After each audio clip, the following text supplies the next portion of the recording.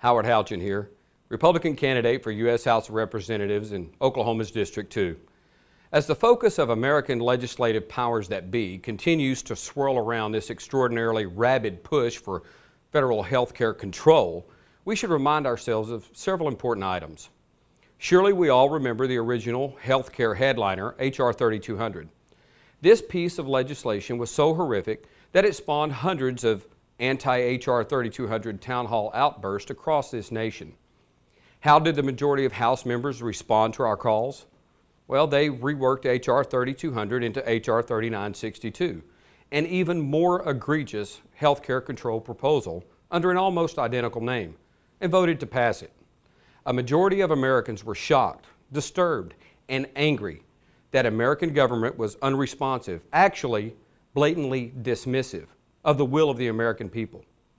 Then we were treated to something akin to pouring salt in an open wound when our Senate passed an equally unconstitutional, freedom-robbing, redistribution of wealth, central planning health care control scheme of their own, despite an overwhelming majority of Americans, by this time, voicing an opinion to the contrary. Now we are faced with what I'm going to call go time. The progressives have so much political energy and perceived clout invested in their desire to have the federal government take control of our unprecedented portion economy while simultaneously clamping down on individual freedoms, that starting over with true health care reform measures is not considered to be an option. The track record of the majority of our legislators tells us to expect anything and everything, including parliamentary trickery and deception. This is not I'm a Republican or I'm a Democrat or I'm an independent question. It is an American question. Do you honestly feel that health care is a right?